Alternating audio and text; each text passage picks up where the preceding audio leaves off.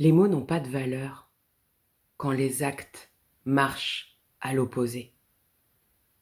Oui, les mots n'ont pas de valeur quand les actes marchent à l'opposé.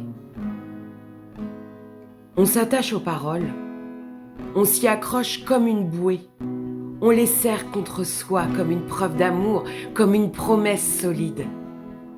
On y croit parce qu'elle réchauffe, parce qu'elle rassure, parce qu'elle semble vraie. Mais quand les actes arrivent et qu'ils disent l'inverse, alors tout se fissure. Et là, ça fait mal, très mal. Mal jusqu'au doute, jusqu'à douter même de soi-même. On se sent déçu, on pense être trahi, on tombe dans la confusion, la tête brouillée, le cœur serré, le sol qui se dérobe. La confusion, c'est comme marcher dans un brouillard. Chaque mot devient suspect, chaque geste devient indice. On ne sait plus à quoi se fier. On croit un instant et on doute l'instant d'après. On cherche un fil et il se brise. Et cette confusion, elle blesse. Elle brouille la mémoire, elle déchire la confiance, elle fait vaciller le cœur. Et en fait, c'est douloureux d'aimer les mots quand les gestes les effacent. Alors pourquoi ? Pourquoi ce fossé entre dire et faire ? Pourquoi cette fracture entre ce qu'on dit et ce qu'on fait ? Pour moi, ça s'appelle la dissonance. Un bruit de fond, un grincement intérieur, un malaise qu'on ne peut pas ignorer. Les mots sont conscients, ils savent se tenir droit, ils veulent paraître beaux, ils veulent montrer l'idéal.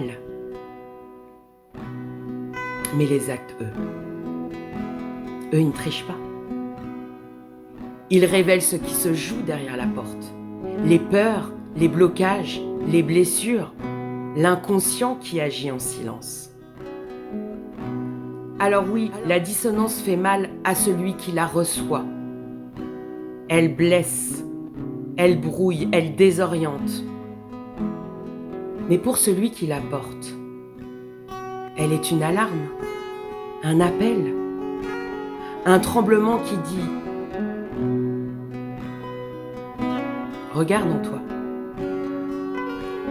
Descends derrière les masques. Affronte ce qui t'empêche d'aligner ton être et tes dires. Qu'est-ce qui m'attache ? Quelle peur me retient ? Quelle blessure dicte mes pas ?